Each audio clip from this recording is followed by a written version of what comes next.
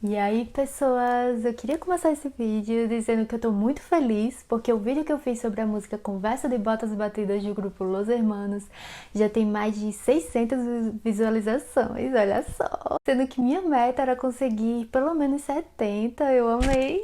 Mas em compensação, infelizmente, o último vídeo flopou e eu falei que eu ia pagar se isso acontecesse, mas deu muito trabalho de fazer. Então, se você não assistiu, vai lá, ajuda a coleguinha aqui. Aproveita e assiste também o vídeo sobre Conversa de Botas Batidas. Dá like, compartilha, se inscreve aí, faz os bagulho tudo, porque isso ajuda a divulgar demais e me incentiva também a fazer mais vídeos, né?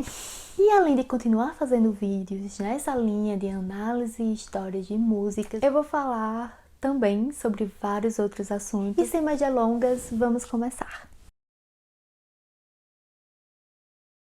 Hoje eu vou falar sobre uma música chamada Cruz de Tecido da banda O Rapa, que foi escrita por Vinícius Falcão, irmão do vocalista da banda Marcelo Falcão, e foi lançada em agosto de 2013 no disco Nunca Tem Fim. A música traz uma riqueza de detalhes sobre um acidente de avião e o drama que se tornou a vida dos parentes das vítimas em busca de justiça. Entre o flow e a melodia clássicas da banda, é possível sentir o peso da letra que, mesmo com versos muito rápidos, conseguem enfatizar o tom de revolta com o acontecido e, ao mesmo tempo, é uma homenagem que, sem dúvidas, nunca vai deixar com que essa história seja esquecida. E eu já adianto que eu fiz uma pesquisa em várias fontes diferentes e talvez eu me confunda ou erre alguma pronúncia, a definição de algo ou os termos técnicos, por isso eu já peço desculpas de antemão e sinto-se à vontade para me corrigir caso isso aconteça, tá?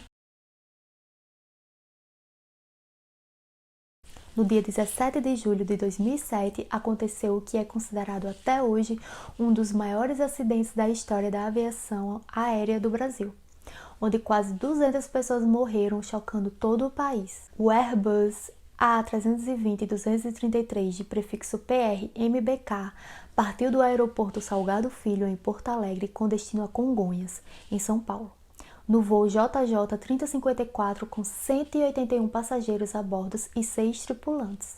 Havia 4 dias que o avião voava sem um dos reversores, que é um mecanismo que inverte o fluxo de ar nas turbinas e ajuda na frenagem do avião. Voar sem os reversores é algo comum e, em dias normais, isso não é um problema, mas aquele definitivamente não era um dia normal. O Brasil vivia uma crise nos aeroportos desde outubro de 2006, graças a protestos dos controladores de voo, que reivindicavam por uma melhor estrutura de serviço. O apagão aéreo, como ficou conhecido, iniciou-se depois de uma pane no Centro Integrado de Defesa Aérea e Controle do Tráfego Aéreo SIDACTA 2, que monitorava os voos da região sul do país a partir de uma sobrecarga do controle de voos e durou 10 meses. Era um verdadeiro caos, porque gerava uma série de atrasos e cancelamentos de voos, o que causava estresse não só nos clientes, como também em todos os profissionais dos aeroportos e da aviação no país.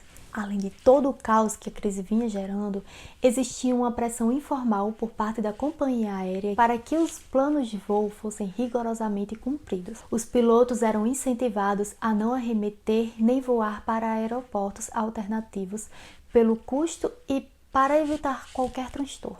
Além disso, 2 comandantes operavam a aeronave, o que não é o recomendado, mas a escassez de copilotos no mercado era tanta que a TAM teve que contratar ex-comandantes para a função. E não para por aí. A aeronave recebeu 2,4 toneladas de querosene a mais do que o necessário para o percurso até São Paulo, o que a deixou muito pesada naquele dia, inclusive ainda na hora do pouso. A intenção era economizar na hora do abastecimento, já que no Rio Grande do Sul, que foi onde a aeronave decolou, o ICMS, Imposto sobre Circulação de Mercadoria e Serviços, era menor do que em São Paulo. Mas com o tanque cheio, a aeronave exigia 50 metros de pista no procedimento de aterrissagem, já que precisava de maior velocidade para se manter no ar. E além de tudo isso, no último ano, pelo menos 4 aviões haviam derrapado na pista do aeroporto de Congonhas. Inclusive, um Boeing deslizou sobre a pista logo depois de pousar e a aeronave não invadiu a avenida,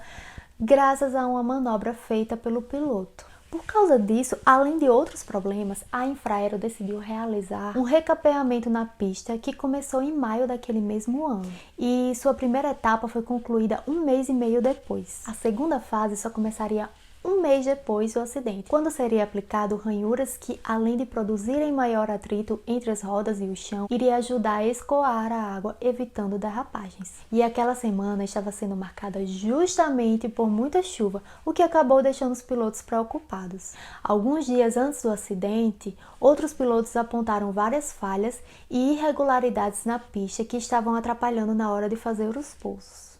E na véspera do acidente, o medo voltou a assombrar Congonhas, quando um bimotor turbohélice da empresa Pantanal derrapou na pista principal e invadiu o gramado do aeroporto. Na véspera do acidente, já no dia do acidente, aproximadamente 2 horas antes, o comandante de um voo da Gol informou à torre que a pista estava escorregadia depois de aterrissar. Os pousos e decolagens foram suspensos para a inspeção do pavimento, mas após a aprovação técnica foram retomados. Ao completar 40 minutos de voo e com metade do trajeto já percorrido, a tripulação recebeu um alerta que falava sobre a pista estar escorregadia e, por questões de segurança, a aeronave deveria ter desviado para o aeroporto de Cumbica, em Guarulhos, que ficava a 31 quilômetros de distância do aeroporto de Congonhas, mas eles preferiram seguir a rota inicial para evitar os transtornos com os passageiros, ainda mais dentro do contexto do apagão aéreo e principalmente para ceder à pressão da empresa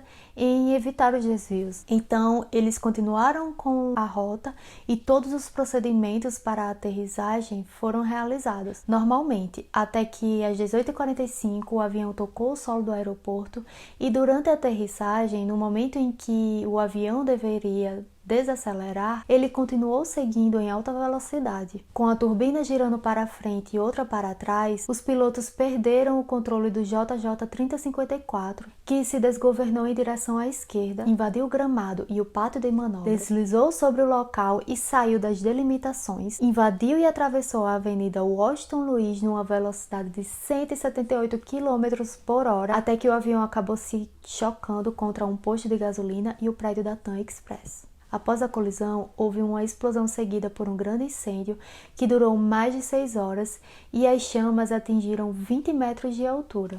Todos os 187 passageiros a bordo morreram e, como a região era movimentada, outras pessoas em solo também foram atingidas. Entre elas, 12 morreram e 13 ficaram feridas. Essa tragédia seguiu sendo considerada a pior da aviação aérea brasileira por anos, até que em 2015 aconteceu um acidente que deixou 221 mortos com o voo Metrojet 9268.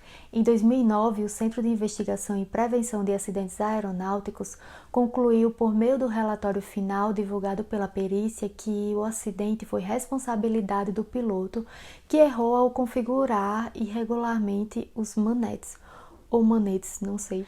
Além disso, apontaram irregularidades na pista, como falta de ranhuras e autonomia excessiva utilizada nos computadores do TAM 3054. Além de ter que lidar com a perda das pessoas que morreram no acidente, os parentes das vítimas também tiveram que passar anos na justiça em busca de respostas sobre o que realmente aconteceu e tentando responsabilizar os culpados pelo acidente. Pois, como explica Adriano Castanho, comandante e diretor do Sindicato dos Aeronautas, SNA, os acidentes aéreos dificilmente ocorrem por uma única razão e sim por uma sucessão de fatores. E no caso do voo JJ 3054, existem vários fatores que, se tivessem sido evitados, talvez essas 199 pessoas poderiam ainda estar entre nós. E para vocês terem noção, apenas em julho de 2011, 4 anos depois da tragédia, a denúncia por atentado contra a segurança de transporte aéreo na modalidade dolosa, quando há intenção, foi aceita. O procurador da República, Rodrigo de Grandes, denunciou 3 pessoas pela tragédia. O então diretor de segurança de voo da TAM, Marco Aurélio dos Santos de Miranda e Castro, o então vice-presidente de operações da Força Aérea, Alberto Fargeman, e Denise Abreu, que na época era diretora da Agência Nacional de Aviação Civil, ANAC. Todos foram posteriormente inocentados.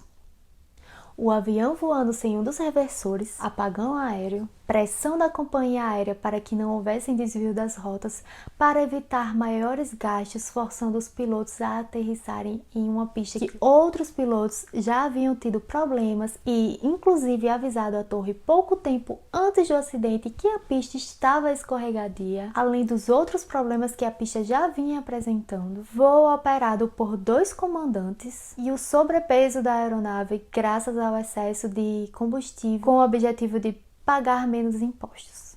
Mas claro, a culpa é única e exclusivamente do piloto, que não está mais aqui entre nós para se defender. E no dia 21/7/2017, as famílias das vítimas se reuniram e criaram a AFAVITAM, Associação de Familiares e Amigos das Vítimas do Voo TAM JJ 3054, tendo como principal objetivo a busca da verdade e da justiça em torno de todos os fatores que motivaram a tragédia e também lutar pela segurança no sistema aéreo e o respeito à vida de seus usuários. E em dezembro de 2017, 10 anos após o acidente, parte dos parentes das vítimas fechou um acordo com a TAM no valor de 30 milhões. E ainda existe um processo em aberto em nome da AFAVITAM contra a ANAC. Agora vamos à música Cruz de Tecido.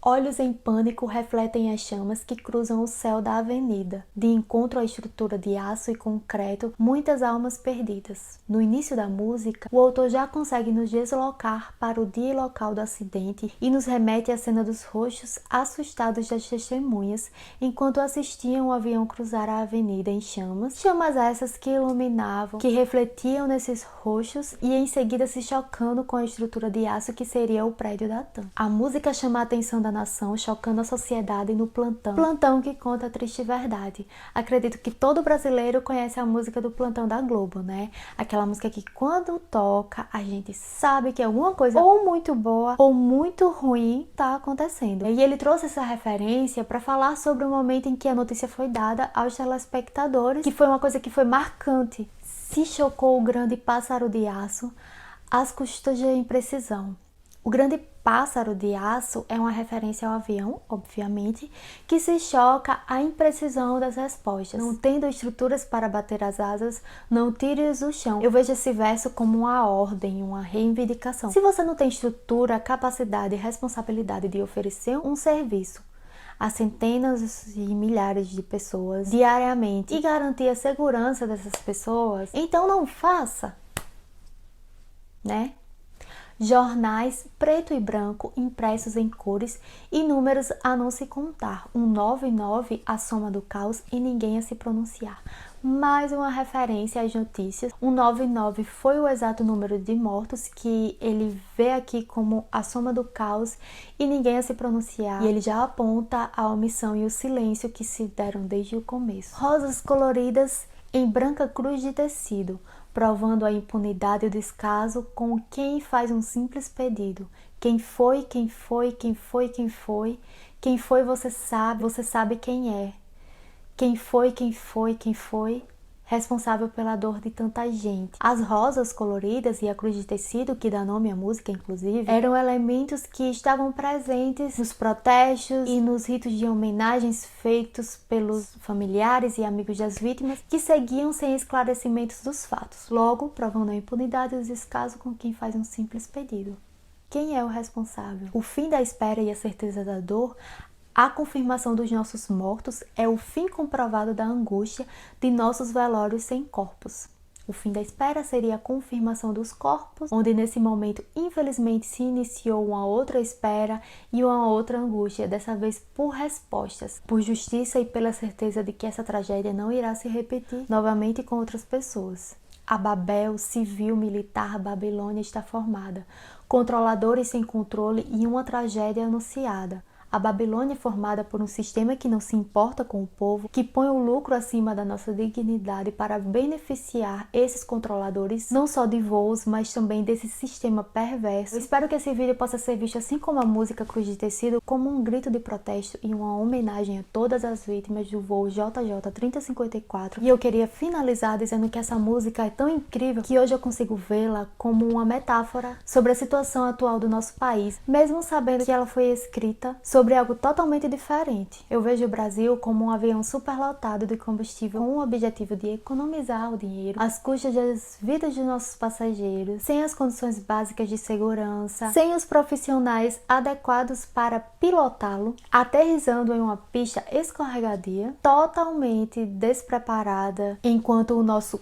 controlador ou os nossos controladores sabem que esse acidente vai e está acontecendo, mas nem tentam evitar ou fazer algo para conter, porque a economia é mais importante do que as nossas vidas. E enquanto o povo está sendo queimado meio que em câmera lenta, a elite lucra cada vez mais às custas do nosso sofrimento.